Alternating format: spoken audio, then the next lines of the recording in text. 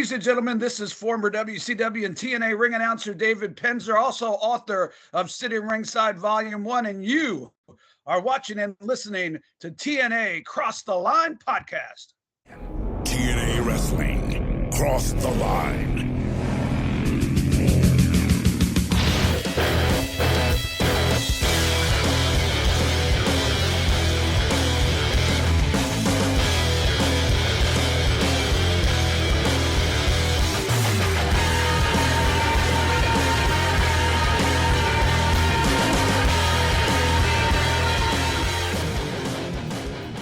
And we're back with episode 235 of the TNA Cross Line podcast. I am Bob Colling Jr. With me, as always, is Dallas Gridley. In Dallas, the qualifying matches for King of the Mountain, well, they're continuing.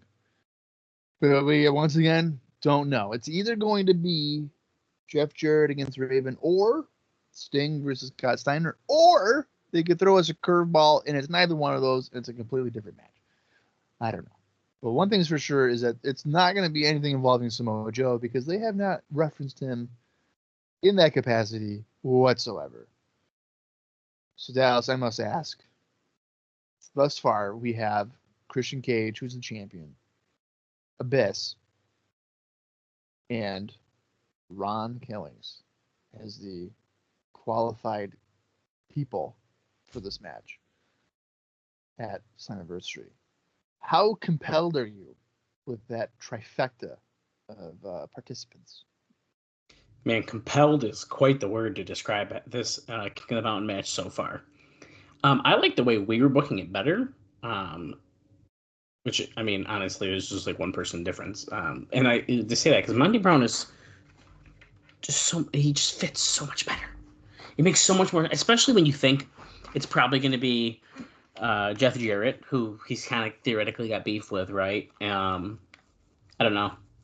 It's just weird to me. I just don't get it.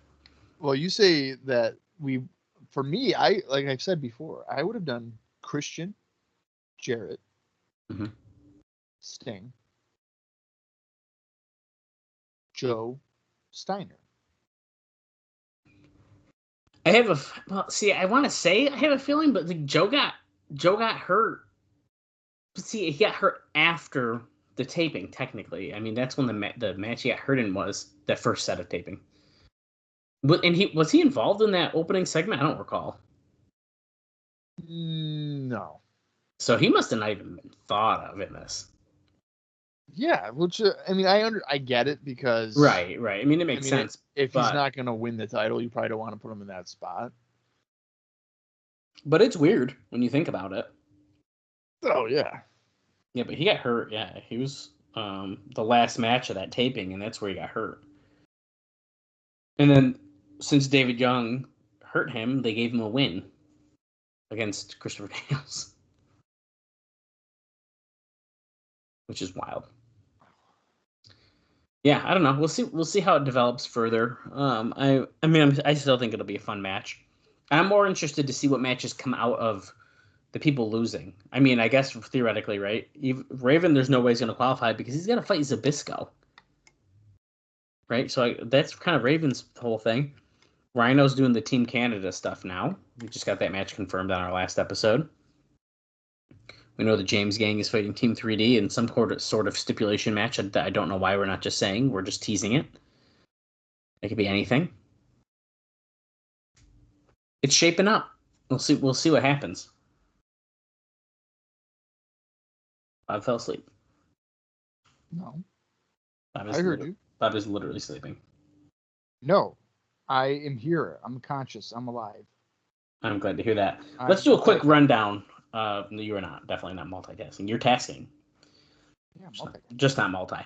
Let's do a quick rundown of what happened on the last episode of Impact, the matches. And then we'll get right into some news and notes here. And keep on our march for Slammiversary.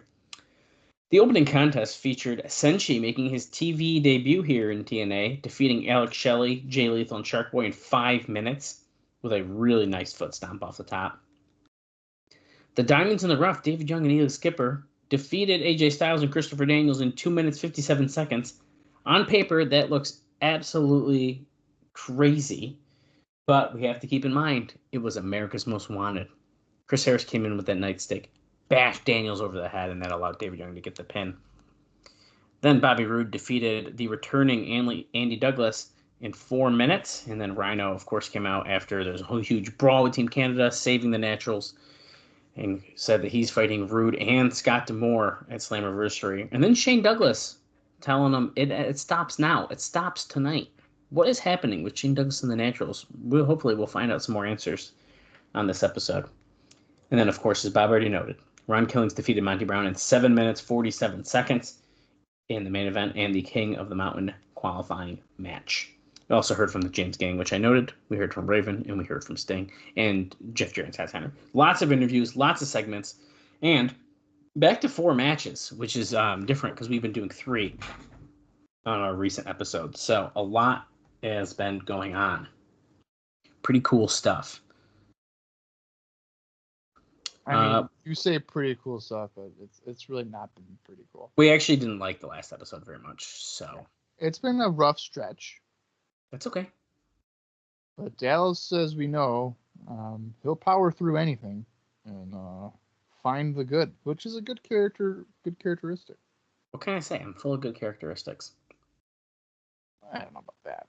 Yeah, I will say that Dave Meltzer here does say that the TV was average, or maybe slightly above average for the show. They did 4 matches instead of the usual 3, so they were a little bit quicker, but it didn't feel like things were crammed, even though individual matches were shorter.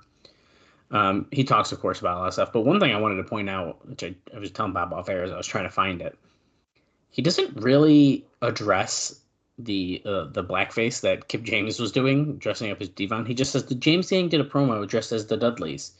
BG was in a fat man suit, and Kip was in all black, saying, "Oh, my brother, testify," over and over again. It started out sort of funny, but went too long and was dying of an embarrassing death at the end. And I will say he wasn't wearing a fat suit. Also, he was wearing a T-shirt, which is his normal T-shirt with a couch cushion shoved inside of it. And he does say, like, he says the third time Kip said, "Oh, my brother, testify," to 0 crowd reaction, it was bad. I mean, it went on way too long and, like, didn't really accomplish really anything. Yes. So is Dave even, like, watching shows? It makes you wonder, right? It really does. Like, is he... Like, the fat suit, he's casually, like, not mentioning that Kip is literally doing blackface. He's just saying he's in all black. Like, come on. Yeah, I don't know if it was just, like... I don't know. It's like some things you can excuse, be like, "Oh, it's a product of the time" and stuff like that. But, like, 2006 for blackface, I don't think you can really... I don't know if you can really say that. Yeah, I think it's still kind of tasteless. Yes. Yeah. But it happened. Oh, we can't forget, dude, during the show, they also aired a campy spoof deal, as he calls it, where Mike Tenay and Don West were announcing a golf tournament where Tiger Woods was looking to do a putt and then got hit in the head with a guitar by Jeff Jarrett. It's pretty funny. So it can't be spoofed. What is that even about? Campy spoof, because it was campy. Like it was silly. Well, yeah, I know. Yeah. Oh, I thought you said they were saying it can't be. No, it is campy. Oh, okay. Yeah. So that pretty much covers us for that. Okay, back to the top here. We don't have a ton to talk about before we get into today's show, and there's really not a lot for notes during the show either. It's a pretty quick notes week here. So this is TNA's new lead-in starting on July 6th. And Dave says, and I have no idea why they're doing this as a lead-in for the June 22nd and June 29th, but would presume it would be another episode of Unleashed. He says the show is called Raising the Roof, a comedy starring Michael Roof Jr.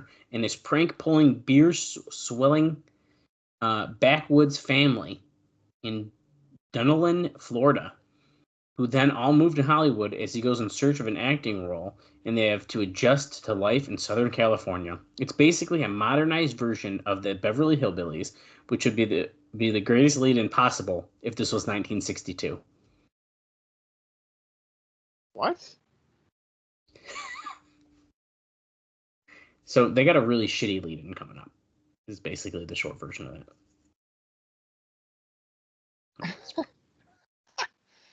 So they're going from UFC to that? Yeah, dude. That's not good. It's not good. I don't know. We'll see what happens. Okay, so if they're having a shitty thing, I'm really curious to see how bad the ratings turn into. Yeah, we'll have to keep an eye on that and remember that we have a shitty lead until Ultimate Fighter's back. This next note is very interesting, and I was excited to talk about this one with you. They're trying to change everyone over, or at least the key people, from a per-show contract to guaranteed contracts. The top guys are now getting guaranteed money per week. The number isn't big, but I'm guessing most of the, quote, name guys are between $1,000 and $1,500 per week, with a few top guys above that. The lower ranked guys are still in the $300 to $500 per show range and don't get paid when they don't appear on TV. One of the reasons you'll see a lot of four-ways on TV is simply to help get some guys a payday and a little TV exposure. The guys on guaranteed deals are then being booked out to local promoters, very similar to how the promotions in Mexico operate.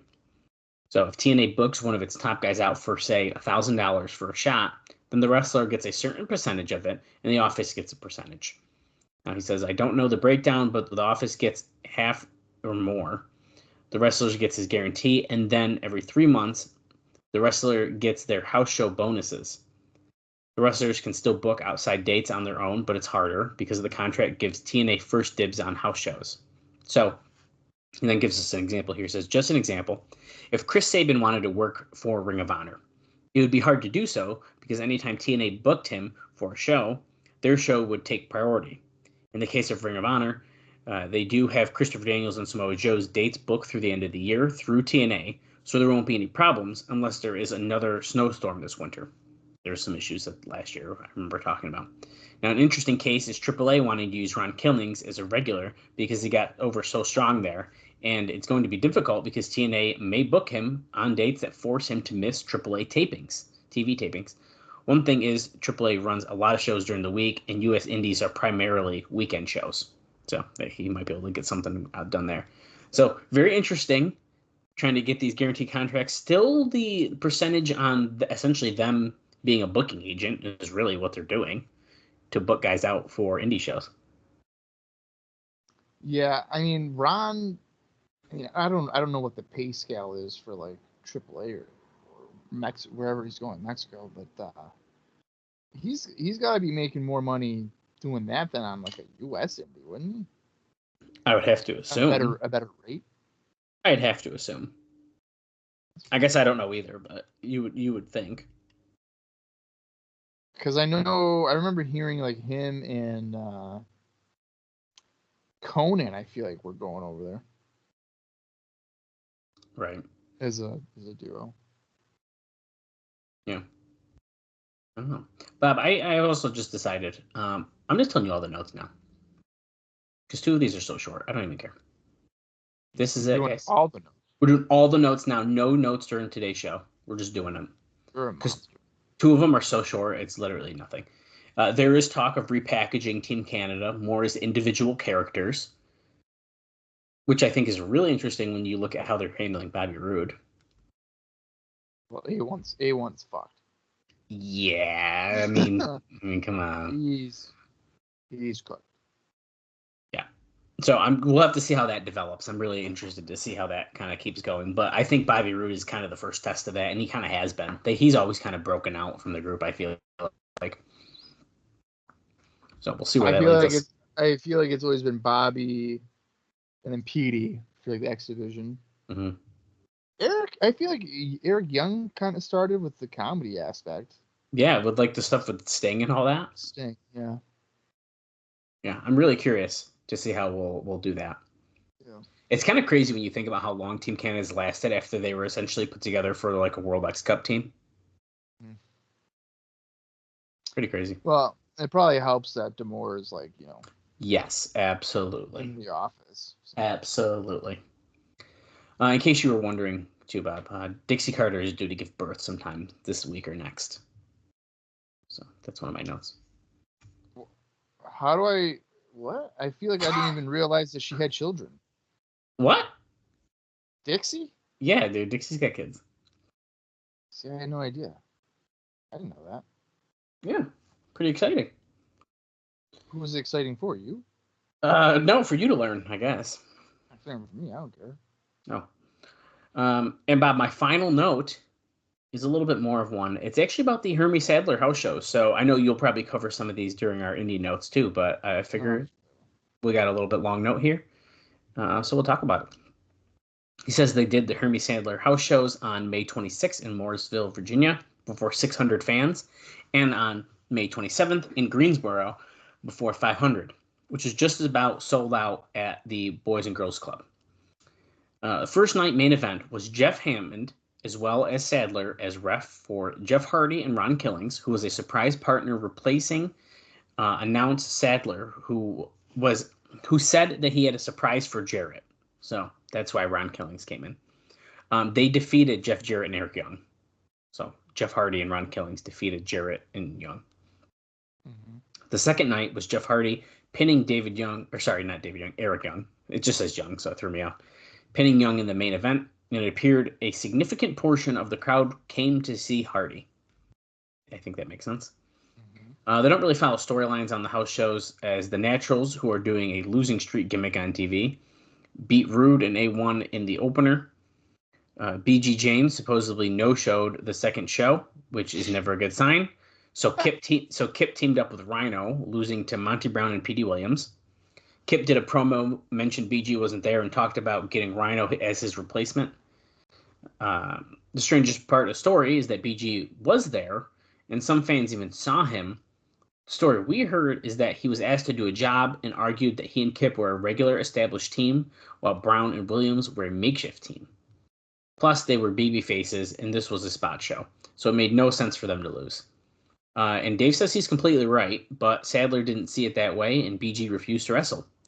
So while BG was right about booking, the converse to this is that it was a spot show, and in this day and age, even if it's the, quote, wrong thing, worrying about losing a match on a spot show to the point where you won't do the match is just silly. That is, unless you're Samoa Joe and doing a winning streak gimmick, is what Dave says. So, I mean, BG is right. Right. His reasoning is correct, but to not compete on the show is stupid. I mean, it's really not impacting anything, losing. Right. Because the show realistically isn't going to be seen by like a lot of people. Exactly. So that's just a guy that just wants to probably win. Who wins matter to him. Yes. Also, I don't see the big deal about not following TV storylines. Excuse me. Not following TV storylines. I don't see the big deal about that. Yeah, like you always say. I mean, it's kind of like a whole separate universe thing, right? So I do say that, but with Hermie, the UWF, I mean, it's like a joint show, so it's like that's the weird part where it's like universe, kind of. Well, then they should be following them then. Yeah, but even like with WWE, right? You could be watching the TV show, and then on the house shows, it's like a different presentation, I guess. They don't really necessarily follow like exactly what's going on television. And I remember like in the early, this example is like the early 90s, because they would have like bulk tapings, and on the house shows, people would be champions even though at the TV taping they lost the belt, but it didn't air for like 3 weeks, so they'd still be the champions on the house shows. Well, that's a little different, I feel like. Yeah, but it's also kind of like the same. It's kind of like not the same thing. I don't know. I don't care. I mean, the Naturals having a losing streak and then winning against Team Canada if I were to watch that show, I don't think I'd be like, that's stupid. And I'd be like, oh, surprise. Like, I like being surprised. I wouldn't want to be like, oh, Right. typical, like they lost. Right. Fair point. So it doesn't bother me. Quick before we get into I do think it's fun. I don't mean to cut you off. I do think it's funny that Jeff Hardy is still doing these joint shows, even though he's like not with TNA anymore. that is funny, and it is. So that association's kind of comical. Well, that's just must because Hermie really likes Jeff Hardy. Well, and he, probably is a draw. And I feel like every time you mention these UWF shows, they're like losing money every time. I actually have too. Like, I have the full breakdowns of the shows. If we want to talk about that, we can, or we can just wait till they appear on our indie notes. But I mean, I'm kind of tempted to hear it. well, then you know what? Let's just freaking run down it real quick. Why not? I mean, it is I would say 98% TNA guys. I mean, it's pretty crazy. Okay, let's run down it real quick. So if they're TNA guys, is TNA's getting a cut of all of those bookings? I don't know how this works because it's like a partnership kind of. Yeah, so I don't know. I don't know. It's weird. It's a weird one. Okay, let's do a rundown here. And then I was going to tell you the explosion matches quick, which I'll just do before we get into the show. And then we're going to sit back and enjoy the shit out of this show today. Okay, so that first one, Mooresville, this is North Carolina, but the note I just read, I swear said Virginia. We might need to fact check that on Cage Match. I have What's the date for this one? 5/26. I have it here. 5/26 is in Morrisville, North Carolina. Yeah. Okay. So what I have is wrong. Well, the other one, and I say me, it's Dave Meltzer. It's not me. Dave, right? He said VA. Anyways, I'm not gonna do the Cage Match with the times and stuff. I'm just gonna read what I have in the Observer. Petey Williams defeated Chris Sabin. Amber O'Neal and Sanjay Dutt defeated Tracy and Matt Bentley. James Gang defeated Bobby Roode in A1. Chris Harris and James Storm defeated Andy Douglas and Chase Stevens. Rhino defeated Monty Brown. Hermie Sadler and Jeff Hammond were the referees in that Jeff Hardy and Ron Killings defeating Jeff Jarrett and Eric Young match. So that's the first show, 500 people. Second show, about 500 people. So now we're on the Greensboro one on 5/27, which is the Memorial Day showdown. The other one was the NASCAR Strikes Back show.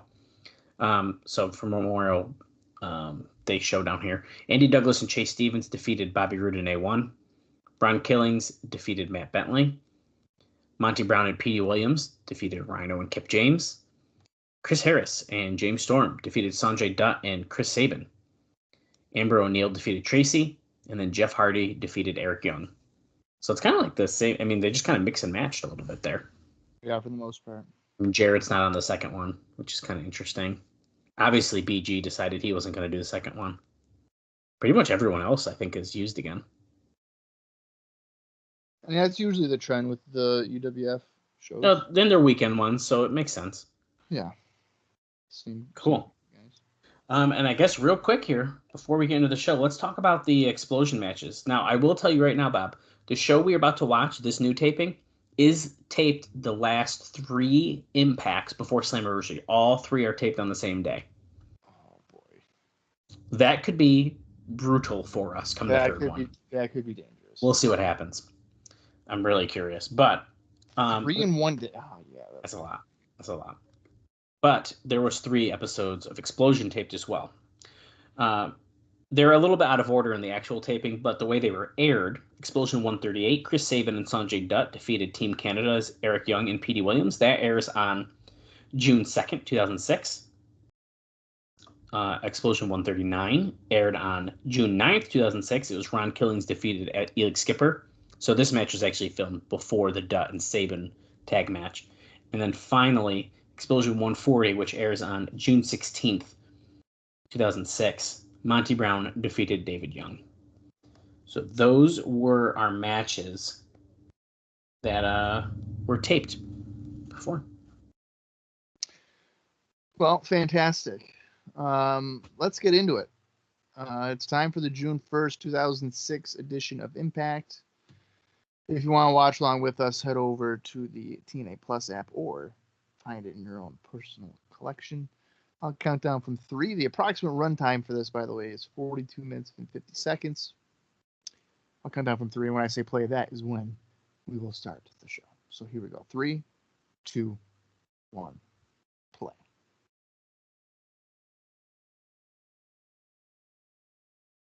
Man, I'm on mute, and I didn't get to say my "This is TNA" at the same time.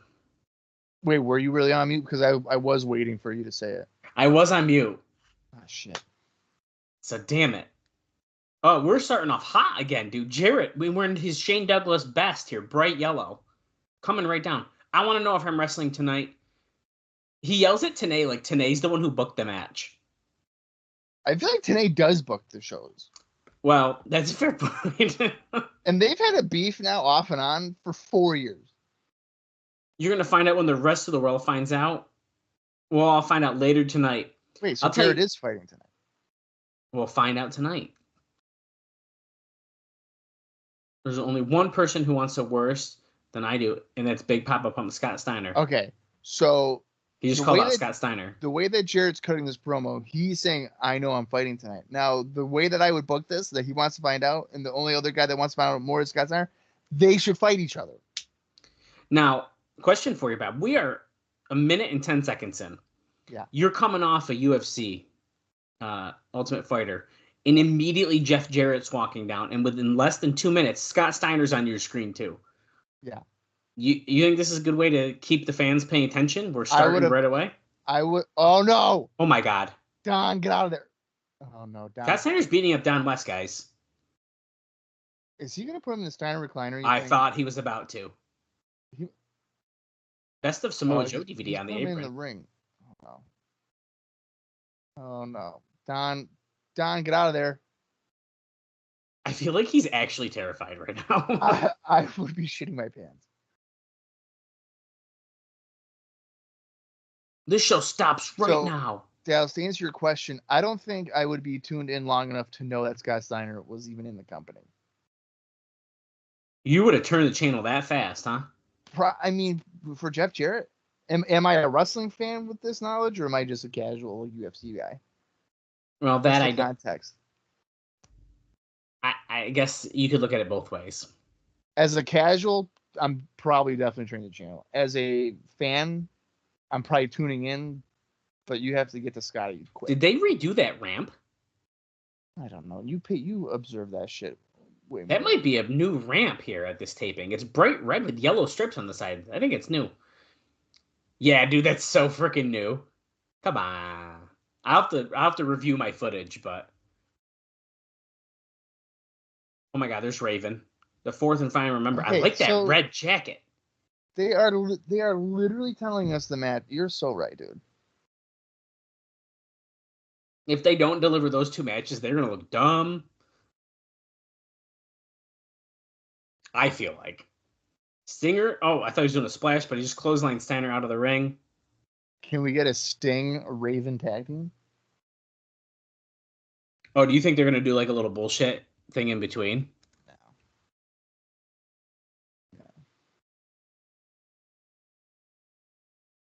Was there ever a Sting versus Raven match?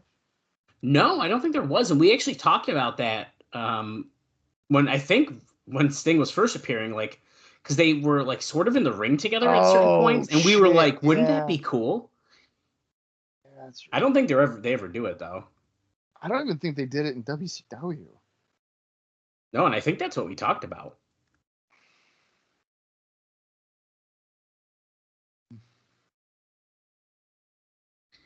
It doesn't matter who it is, when it is. The same like video package we got at the end of Impact last week to start this one. It kind of seems like that, doesn't it? It's like kind of similar, but not exactly similar. This is pretty freaking close. Yeah, it is. Oh my God. All right. I feel like this section is the same. Yeah. Or very, very similar. Very, very similar. That was cool, though. And now we've got the Impact intro. We are 4 minutes, 28 seconds in. So So Now, I like starting the show without doing the I do opening too. package first. I agree. I also will say too, I don't know, maybe it's like my TV habits. I think I do switch pretty fast after a show is done. Oh yeah. Like I'm never like, Yep. oh, let me catch the rerun or whatever after Dynamite's off. Like I'm like, okay, it's done. Oh, yeah. Click. Like I'm done. Yep. Like with Raw, I would never tune into like fucking Monk. Burn Notice Monk, dude. Burn Notice. Oh my god, it was brutal. Yeah. Oh. And then I also like I never like tuned in early. Like I would tune in at 9. I wouldn't tune in at like 8:55 and catch the ending of like Law and Order. I never do that on purpose. I'll do it if I know I have to go hit the bathroom quick. I'll turn the TV on. Yeah. So then like theoretically it is on, but ooh, AMW match? Hell yeah. Okay, so if this is a tag match, are Daniels and Styles gonna fuck them over just like they were fucked over? They have to. You think? Oh, let's see what team they're gonna fight. I'm almost kind of like the idea of maybe a 3-way tag team title match at Slammiversary. With who? Well, that's the problem. What? Dallas, the Diamonds in the Rough. You can't book a triple threat tag match and be like, well, I don't know who the third team would be. Let's see who they're gonna fight. Shark Boy and D-Ray. Diamonds in the Rough. They're gonna beat the champions, dude. No fucking way. I don't know who. I haven't. Listen, if they did that, then you have to make it a triple threat. Jay Stevens. Okay, the Nash. Andy Douglas. Okay, so that could. Whoa! The fuck are those tights they're wearing? What the fuck is that? They're wearing pants. Oh, what is that? Oh, they usually wear like shorts, don't they? Yeah, dude. Whoa, this is so weird. I don't know about that. I don't. I'm indifferent. It's not awful, but that just threw me off hardcore. Okay, so I feel like the Naturals are going to win because they're wearing new gear. Yeah, but if they're doing this quote-unquote losing... Although, I like your idea of Daniels and Styles screwing them. That's what I would think. Okay. So but then also, Shane Douglas was like, 4-way. Stop with that. Diamonds in the Rough are not getting a pay-per-view match, okay? Stop it. Now, okay, you're bringing up Shane Douglas. He keeps coming out and talking to him. Why isn't he ringside? Yeah, that's a good question. This is week 3. Now, the first 2, fine. This one, he should be out there, I feel. Or at least sitting up on the ramp like the whole time watching or something. Right. And he said like it ended this week, like or last week for the whole Luke. It was the gear. He was talking about the gear. Enough with the shorts. Okay. I guess I don't hate them. My visceral reaction was, why are they wearing tights? But I don't mind them. Andy Douglas with he's got more pink on his boots, so it looks really nice actually with his boots. But this is weird, dude. Here's the thing though, with the tights, it makes it very obvious to me that Andy Douglas doesn't do leg day at the gym. Oh, I found the other team, motherfucker. LAX, baby, at the announce table, Spanish announce table, graffitied up. They haven't done anything. I just fucking found it. We have. I forgot about LAX, honestly. Wow. Yeah, I know. I wonder if that was the point. Like, we got to forget about them because they lost to the James Gang and they don't have a direction. So we keep them off TV for a bit. Yeah, but now they're refusing to wrestle because of the immigration policy thing. They've mentioned this a few weeks in a row now. Right. Well, that's also probably just code for we don't have anything for you right now. We don't have an opponent. Storm and Douglas have legally kicked off this match, by the way. Biggest arm, shortest fuse. That's what they're talking about, Steiner. Look at Eye of the Storm here by James Storm on Andy Douglas. I'm surprised that Don West has recovered from the beating to still do commentary. That's good. Well, he didn't actually get physically assaulted. He's probably just shit his pants a little bit. I would consider that an assault. Yeah, but like he didn't get like punched in the face. I mean, he was manhandled. Right. Do you have any indie notes before I keep blabbering about this match? That is a great question. I mean, these guys usually don't ever have anything. Well, we already covered those other shows, so we covered some of it. So I usually just do tag teams as a whole. Oh, nice high knee by Andy Douglas, taking out Chris Harris. So okay, well, I lied. So these two teams squared off on May 3rd for USA Championship Wrestling in Nashville at the Tennessee State Fairgrounds. Hold on, Bob. Hold on. Gail Kim tried to use the nightstick, but holy! Styles and Daniels just stole it, and Styles shoved Gail Kim to the floor, tossed Chase Stevens the nightstick. Oh, he threw it back. Doesn't need it. Was that a beer bottle? Yeah. I think it was. Just glass everywhere.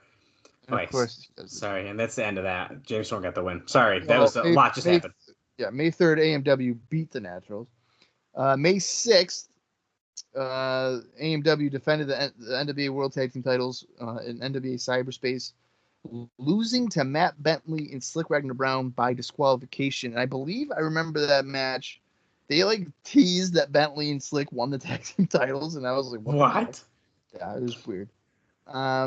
May 13th, these two teams squared off again for NWA Universal in Tulsa, Oklahoma, where AMW once again defeated Naturals. Shane Douglas just came out with facial hair again, thank God. And what? He had like a little goatee. And the AMW locked up. Oh, and Chase Stevens is busted open. They beat him up. Andy Douglas is handcuffed to the rope. And Shane Douglas walked away. He turned around and shook his head and left. Because he should have taken the nightstick. Right. Alex Shelley backstage now for an interview. Oh, they mentioned following Sting and following his family. Talking about Abyss stalking Christian Cage. They're basically like, why are you helping Kevin Nash with the X Division stuff? Okay, he sounds pretty good for German boy after there. That was really good. That was pretty good. What I do off the clock with my video camera is none of your concern. Oh, there's Big Sexy there. You can't make him a star. I can. Who you got tonight? Jay Lethal. He's like, you got your camera?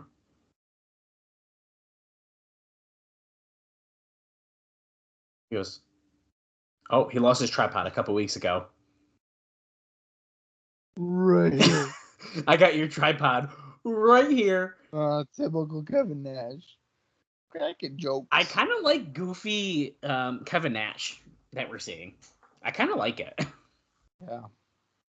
Do you enjoy it? Like, how do you feel about this weird Kevin Nash stuff that we got going on? Oh, we're gonna hear from some other joke. I mean, I don't hate it, but there's not gonna be money made with it. Well, yeah, there's no money made with anything we're watching. So they just showed a clip from the Asylum King of the Mountain match. It was the one where Styles jumps over the penalty box. It was fast though. You had to have known it was from that. Slammiversary. This is the one. It's like Shelley's up next, right? Yeah. There's no indie notes for Alex Shelley, but we do know he's fighting Jay Lethal, so I might as well do Jay Lethal. So I mentioned it last week. Lethal lost to Rhino on May 20th for the Druziel Pro title at Homecoming 2. May 26th, Jay Lethal teamed up with Davey Richards to defeat Bryan Danielson and Jimmy Rave for Full Impact Pro. May 27th, for the FIP Heavyweight Championship, Bryan Danielson defeated Jay Lethal. That's an interesting matchup. Embassy Tom. By the way, Shelley does have Kevin Nash with him ringside. And here comes Jay Lethal. He gets an entrance this week. You know what that means? He's going over. No, I don't think he is. I gotta be a downer. Because Kevin Nash is ringside, that's why. Oh, so he's gonna screw him over. Kevin Nash also wearing like this weird striped polo with jean. It's just, this is so funny. Like, what is happening? Dyed hair and beard. Gotta stay young looking. Bob, I kind of like. Did he just step over the rope like Kevin Nash? He might have. He might have just did that. He did. I was just going to tell you how much I enjoy that. We have no notes. We get to enjoy this show. This is about to be a 5-star classic match between Jay Lethal and Alex Shelley for free on TV. If only that was true. This isn't Ring of Honor where they can go 35 minutes and have an all-timer. They're going to go about 3 minutes and have a dud. Yeah, well, shit happens. That's true. Do you think they've also been doing this like secret Who's Wrestling Tonight thing so that you're wondering what night Sting's going to wrestle, so you have to keep trying to watch and see if Sting's going to wrestle?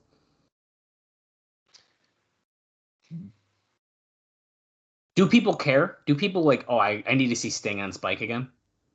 I think that nostalgia We're past at this it? point is past. Yeah, I think we're past it. Because I remember in real time, like I almost bought Final Resolution 2006 because I remember my buddy Anthony was over and I was like, "Yo, you want to watch Sting? It's $30. You want to watch it?" And he was like, "Sting's wrestling? Yeah, great." And I was like, "Oh, I can just get the DVD in like a month." Or you can get it in May when it was advertised. Or right. So yeah, I could just get I could probably just get later. So I didn't do it. So and I was watching Impact at this time. And I don't think I was ever like, I have to see Sting. Or like I want to see Sting. Oh, if Sting's not on the show wrestling, I'm not gonna watch. Like that wasn't the draw of TNA to me. The draw to TNA for me, considering I've been watching it since like from pretty much the beginning, at this point would have been for like Joe and Styles. I was a big Daniels fan.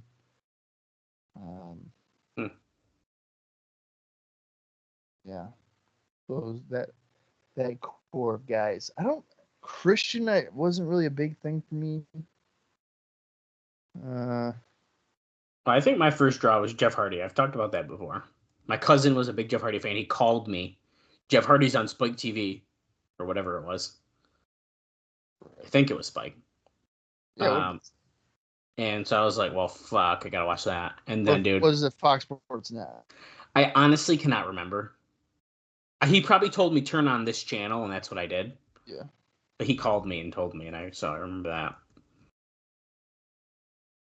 How he found out, I have no idea, but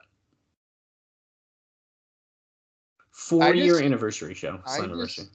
In hindsight, like, I really loved the days of like getting out of school on Fridays and getting home by 3:00 to watch fucking Impact. It's so crazy. So ridiculous. Nice kick by Lethal off the middle rope there. Like DDP's debut was at fucking 3:30 in the afternoon on a Friday. Oh, we're going to show some highlights of the 4-year history during Slammiversary. Well, Bob, you and I have seen it all. Literally. What moments do you think we're going to see? Raven showing up. Yeah, they got to do it, right? Yeah. Yep. Sting, Final Resolution. Sting, yeah. Styles probably winning the title. Yeah, that's a big one. Toby Keith slamming Jeff Jarrett. Yeah, they will. Yeah. Like, what are we thinking? Like a top 10 or something? Yeah, probably. Yeah. Jarrett attacking Hogan. Yes. They love doing that one. It's not even in TNA. They just showed it on TV once. No. Yeah. Kevin Nash, for some reason, is up on the apron here. Oh, he held up his elbow for Lethal to go into, but Shelley got into it. And Lethal just pinned Shelley. Bob was right, but immediately Kevin Nash clotheslines Jay Lethal. Wow, dude. What would be another good one? Like, would they be like, oh, Victory Road 2004, the debut of Randy Savage. Oh, fuck. Randy Savage, yeah. The cage walk, of course. Cage walk. Yeah. That's arguably still like the top moment in the company's history. I feel like. Yeah. Chris Sabin coming out for the save here. Oh, he's going after Shelley. How interesting is this? Tree of Woe going for the drop kick, but no, Shelley slipped out. I remember in the Fox, again, like actually watching, I remember Triple X being a major draw for me. I could understand that. Sabin's got a microphone. Come on, Nash. Man up. Man up, dog. What's up? What? Man up, dog. What's wrong, huh? Oh, that's right. This time my back's not turned. That is a good point. Nash has only attacked people when their back is turned. That's a really key part of this. He's not just beating up the X Division. He's doing it while they're not paying attention. Oh. Sunday night, June 18th. I'm free. If you don't got a date planned with your boy Alex Shelley there. That's funny. Yes, I can't wrap my head around right now. Kevin Nash is a former WCW WWF World Champion. And he's beefing with fucking a guy like Chris Sabin. Oh, size doesn't matter. Wow. Oh. Whoa. Another one for the little guys. That's right. This is literally about to be me versus Bob. I'm going over, dude. That's why I never joined your backyard fed, because you would want to get the win on me. Right. Oh, we're hearing from Samoa Joe here. My knee hurts. No, he's not. They're not gonna say that. They're not. David Young fucked up my knee on Explosion. They're zoomed in very far close to his face. That's why, yeah, because I'm currently in a hospital bed with my knee wrapped up.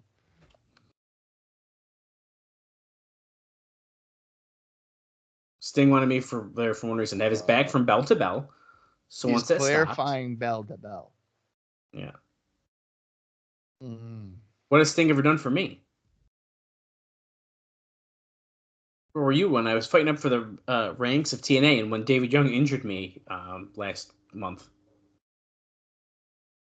Talking about Scott Steiner. Every time he's gone somewhere, people have feared him.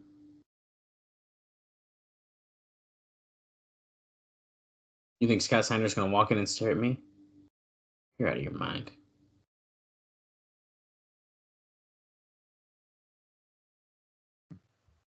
Let's face it, Scotty.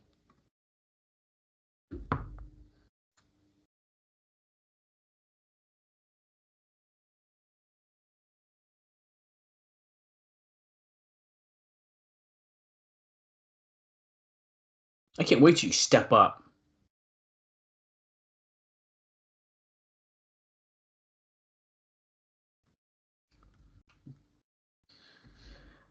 You spent an entire career building up your reputation. Alex, you look like you're about to pass out. Oh, I'm good, man. I'm a little warm right now in the room, I'm not gonna lie. And I've only been drinking coffee for like 3 hours. But yeah, that's not good. Is it gonna be Sting versus Jeff Jarrett? Christy. Is it gonna be Scott Steiner against Jeff Jarrett? You already know the match. Well, you notice they didn't say, is it gonna be Raven versus Jeff Jarrett? Hey, we're backstage with the James gang. Oh, wait. Oh, wait a minute. It's Team 3D. It's actually Team 3D this time. Were you not happy? Are you kidding me? We're in a great mood. Oh, they thought it was so funny last week.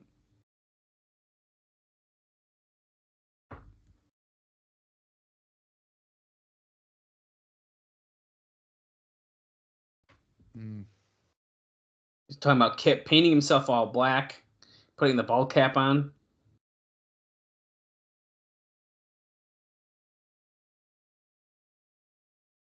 He tried to button his shirt.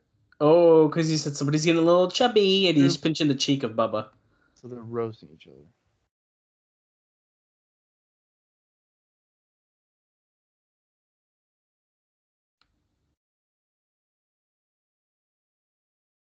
Oh, he's got a thyroid problem.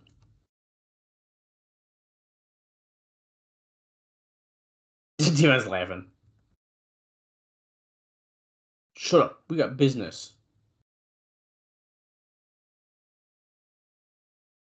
You buried the bingo hall. You made fun of the arena.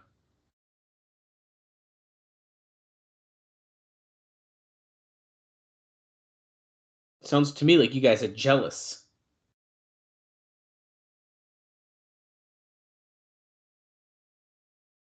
That's where we were born. Oh, making fun of that place? You might as well call our mother's a whore. Oh my god. Oh my god. What?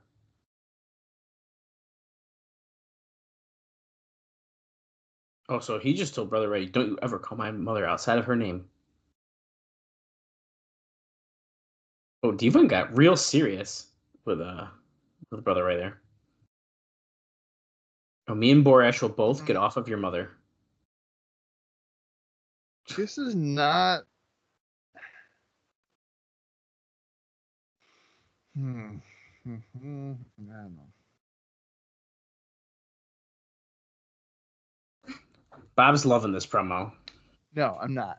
This is not making me want to see James getting Team 3D at all. They want to defend honor, dude.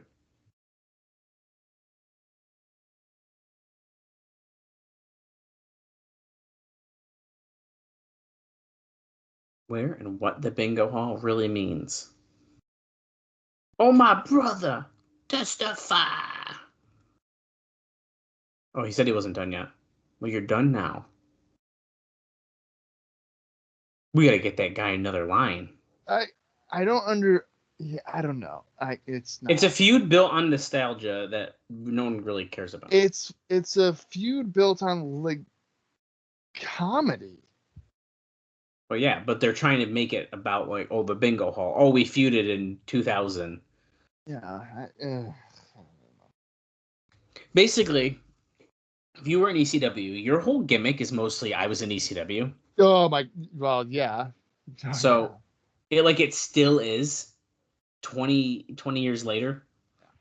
There's commotion in the back. Hold on. Dude, Tom, don't even get me going right now, dude. AJ Styles, Christopher Daniels talking with Zbyszko. He's dressed to the nines, dude. Look at this tie, his nice button-up shirt.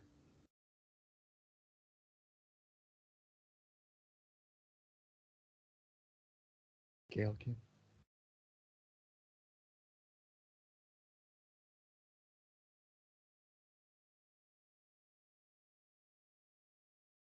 We won't come to you if you give us this match at Slammiversary.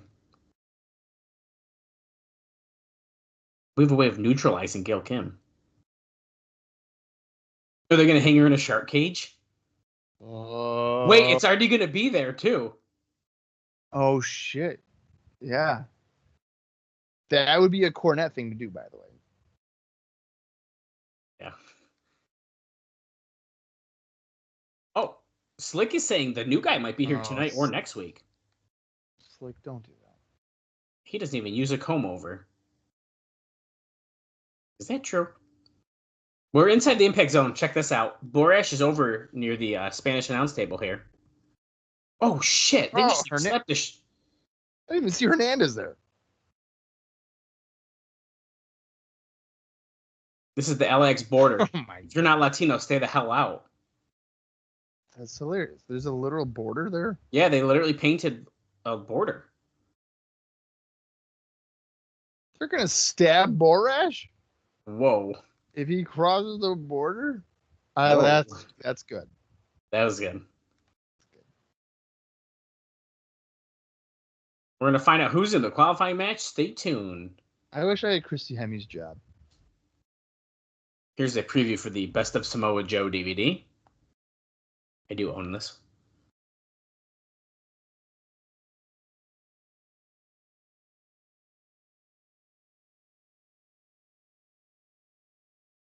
The Samoan submission machine is truly unstoppable.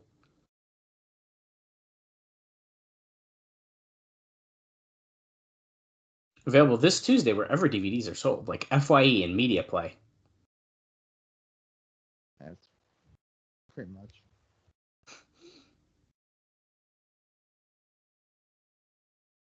Oh, it's true.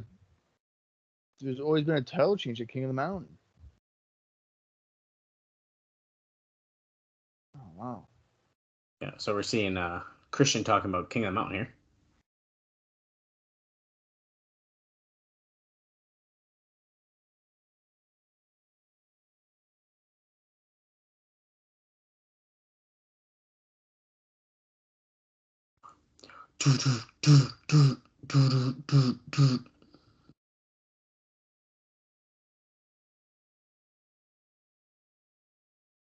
It's the Christian Cage era now. Sting, you better realize it, pal. I would die for this title. And I meant it. I said it and I meant it, dude. Okay. I hope he doesn't die for it. We're back in the Impact Zone. We are ready for the qualifying match here. Who is it going to be? I like how they darkened out the guys that had been eliminated. Yeah. Okay, Jarrett is coming out. We know one. Oh, see? Look at that. It's going to be Sting. Or Scott Steiner. Or Scotty Steiner. There's my fucking girlfriend, Gail Kim. What?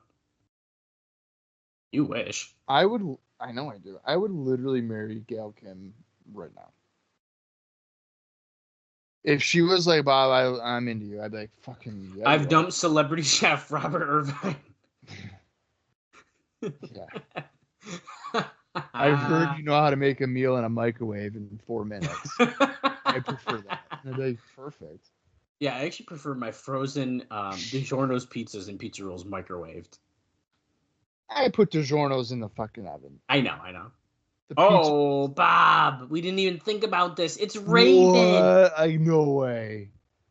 Jarrett's going up to the tunnel, but guess where Raven comes out of these days? The fucking crowd, buddy. Oh, wait, he's going in the crowd. Okay. Is Raven literally right there? Yeah. He's got a trash can. Or a trash can lid. He wasn't ready. It's like he missed the cue or something. Oh, he's smashing Jarrett's head with the guitar. Guitar. You know what? We're starting the Jarrett bingo pretty well with brawling in the crowd. That's true. 2 former champions. This feud has been going on for 3 years. It hasn't been good in 3 years, but it's been going on for 3 years. So then we know the match for next week is Sting and Steiner. Then. Correct.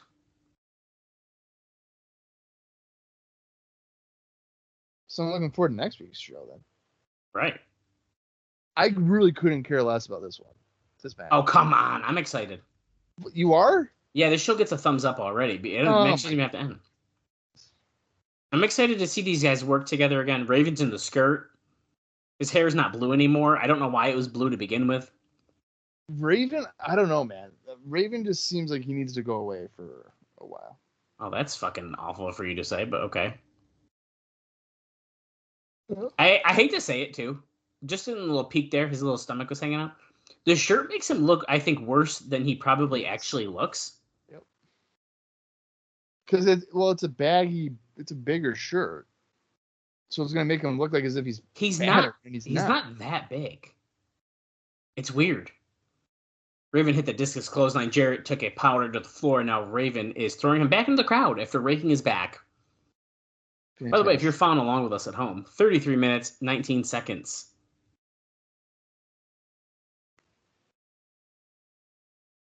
The action that started in the crowd is now back in the crowd. All these people are getting their money's worth. Yeah. Freaking great. Just so good. Punches in the crowd. Riveting. Oh, knee left, guys. Uh-oh. Business is picking up.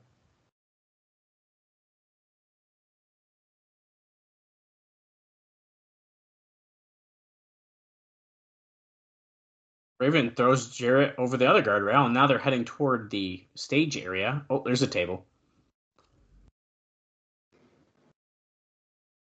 What would you do if, like, Lollipop was just dancing in a canopy?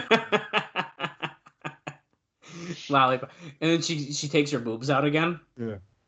I've been here for the past 3 years and no one knew. Oh, my God. Raven just took a massive bump off the stage through the table with a cactus elbow, and Jarrett didn't quite move all the way, so he still kind of got hit. We're going to commercial. We casually jump off the stage and go to commercial. That was a big fall. Oh my. Jarrett just concertoed essentially Raven against the railing with a chair shot.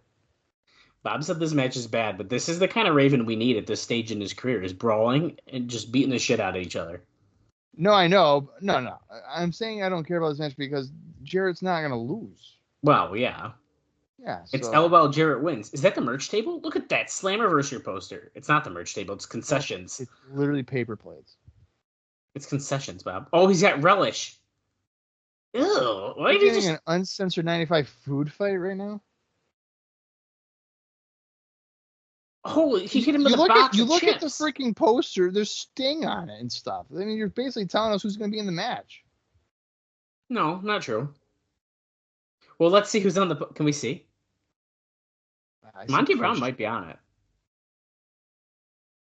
Holy shit. Jarrett just jumped off a chair at Raven, and Raven moved, and he just went through the wall, essentially. Or no, that's not Monty Brown. That looks like Daniels. Oh my god, Raven went through the fucking wall now. Dude. Yeah, I think he missed Jarrett on whatever he was trying to do, and he just went through the wall. This match is awesome. This is ridiculous. I love this match. Oh, ketchup all over Jarrett. He's busted. Jarrett just hit Raven with a cardboard box. Suplex through the table. Oh, not the announcer's table, though. Damn. No, just regular table. That's... I love this match. We're going backstage now, dude. Oh, a freaking like dark alley. Has the bell actually rung? I don't know, because they technically have not been in the ring. Or did... Oh, no, yeah, they were, because Raven did the discus clothesline in the ring. So, yeah, I guess it had to have rung, huh? I guess, yeah. I don't remember. The referee's just letting this happen? You can't stop. Andy Thomas just goes, you gotta get back in the ring. Look, we're behind the tunnel now. There's a fan. Like an oscillating fan. To blow the smoke around. Yeah. That's actually kind of funny to see. There's a chain hanging up there. There's nobody just hit each other with that. Quote the Raven nevermore. And then he hip tosses Jarrett onto the ramp, and then Jarrett does the typical rolling down. Look at him. Every time he rolls up, he holds his ass. I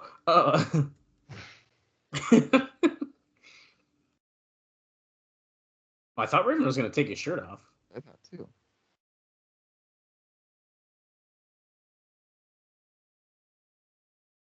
Raven tosses Jarrett in the ring. Pull off the upset.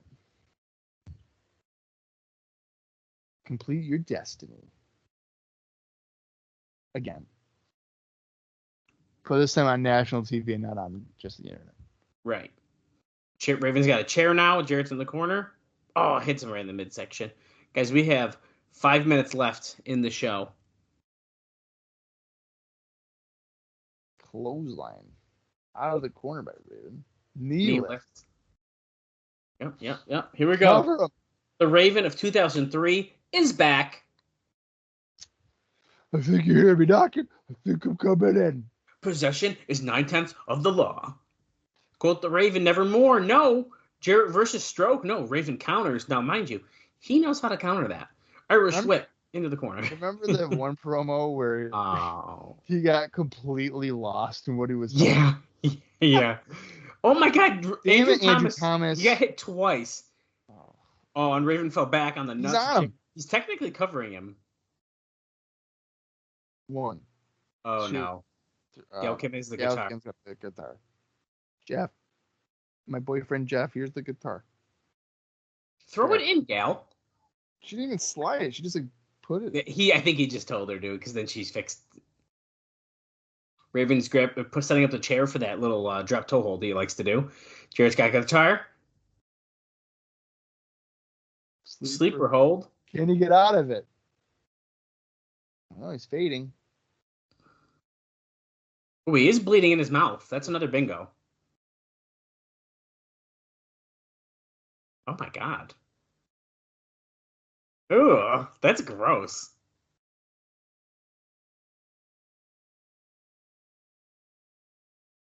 Oh, Jarrett pushes him off. And then he locks in the sleeper hold. Classic. That's another one, actually. That's another Jarrett bingo. Drop toe hold. Oh, he does hit the drop toe hold onto the chair. I'm actually pretty surprised. I thought he was just doing... Come on, Raven, cover him.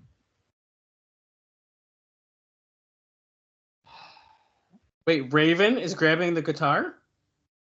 Who's that? Oh, it's fucking Sabisco. He took the guitar away from Raven. Raven grabs Sabisco by the tie. Oh, nice right hand. Low blow by Jarrett. Low blow. Why the fuck? Oh, so Sabisco got involved because he didn't want Raven to win? Yeah. Then why would he put him in the... And mind you... Roll up. Oh my God, dude. Oh. No, he didn't get him. Holy shit, that was close.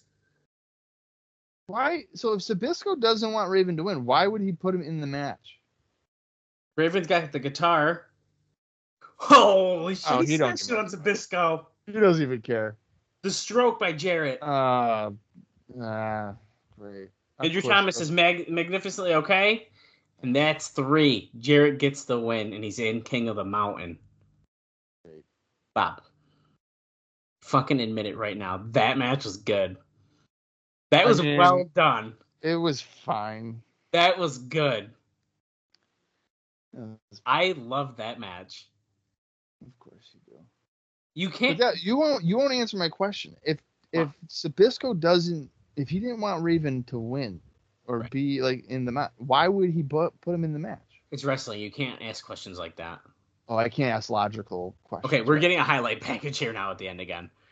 For the next minute. Minute and a half long. Well, okay, so long-term storytelling here, Bob. Zabisco's this also the reason that Raven wasn't in the last one where he won. What? Didn't Zabisco? He wouldn't let him get the title shot, so Raven wasn't allowed to be in King of the Mountain. And then he was. Well, by force, he wasn't supposed to be. Zabisco kept him out of it. Oh shit, that was like a show day decision. Yeah, well, yeah, I know that, but like on TV, wasn't even like kind of like random as to why he wasn't in the match. Yeah, and like Zabisco wouldn't, because remember Raven was walking around, I want my title rematch, I want my title shot, and Zabisco was like, you're not getting it, and then he essentially got it and won. Right. Well, as we have the last 30 seconds left here, what'd you think of that episode of Impact? You know where I stand. Well, you just said that was... I'm a thumbs up, baby. That show, in general, was good. That last match, I'm telling you guys, dare I say, seek it out. It was fun. Seek it? I don't know if I'd seek it. I like that. Yeah, I like it. Next week, here we go. Look at... Compared to last week, I'll give this a thumbs up. I don't know how you can't. Yeah, comparing it from last week, it's fine. Wow. I'm feeling so good now. And now we know next week is Steiner and Sting, which may end up being actually a really shitty match, but on paper... Don't you dare even talk like that. Okay, you were down on my boy Raven, and did you not just see what Raven just did? Yeah, I did, but I'm saying, don't you dare talk like that. I know, I'm sorry. That was a lot of fun. That was a really fun time. I think after the last 2 weeks, we needed a show like that to kind of get us a little bit excited as we move forward here is the march toward Slammiversary. It's coming fast, Bob. We have just 2 more shows, and then we're at our 4-year anniversary. That's quite interesting. I would imagine. So, I mean, Sting's clearly going over. Yeah, I mean, come on. So why would he not? That's not even going to be a debate. So, we've got that going for ourselves. I'm feeling good. I wish that with this James Gang Team 3D stuff, they'd spit out what the fucking stipulation is instead of literally in another week or two be like, it's a street fight, which that's is what it's going to be. Yeah, I know, but it's so basic. They should have already told us. They're kind of hyping it up as if it's going to be something that's going to blow our mind, and it's not going to. Well, so what if they're doing, like, they keep on mentioning bingo, like a bingo hall. What if it takes place in a bingo hall? Oh, like not in the impact zone. Yeah, like they'll like makeshift like a bingo thing, and like, oh hey, by the way, it's in the bingo hall. That'd be interesting. What if they do? Now, this is like kind of a weird idea too, because I was kind of just thinking about this with that bingo hall thing. What if they did it like an empty arena match before the show, and then like aired it on the pay-per-view? So I would do that, and then have like the James gang be like, since you guys are used to wrestling in front of That's no what. one. Yeah, that's kind of what I mean. Yeah, I kind of don't hate that idea. I don't hate that either. I don't know how well that would go over. Wow. Right. Essentially a pre-tape match, but yeah, that'd be better for an impact. But yeah, I don't know. I guess time will tell. We will find out soon enough. I would have to assume we just saw a Samoa Joe thing too. I feel it. Well, are they going to do Steiner Samoa Joe if Steiner's losing next week to Sting? Oh, That sounds great, except for the idea that the X Division title won't be defended for 2 pay-per-views in a row. Kind of a bummer. who's to say Samoa Joe will be the X Division champion? That's also true. That is definitely true. Scott Steiner And can fuck him over on TV. dare I say, who's to say that he doesn't wrestle twice? Oh, yeah, that's true too. I mean, literally anything's possible. Yeah, we don't know anything. Anything can happen. I kind of like it. I'm getting really hyped for Slammiversary after how Sacrifice kind of let us down. I think I'm really looking forward to it. Yeah, Sacrifice was definitely a bummer. All right, well, we know 4 of the 5. Christian Cage, who is the NWA World Champion, Ron Killings, Jeff Jarrett, and Abyss, thus far, are part of King of the Mountain. We have one more. It's Sting and Scott Steiner next week, and it's safe to say that it's going to be showtime come Slammiversary and the King of the Mountain. But you never know. Kevin Nash and Chris Sabin looks like it's likely going to be happening. I mean, yeah, he made that challenge too. So challenge, right? I think that's a pretty set in stone too, honestly. Yeah, that would appear to be the case. All right. Well, next week we officially find out the full main event for Slammiversary, and Lord only knows what else is going to happen. So until next week, for Dallas Gridley, I am Bob Colling Jr., and this has been the TNA Cross the Line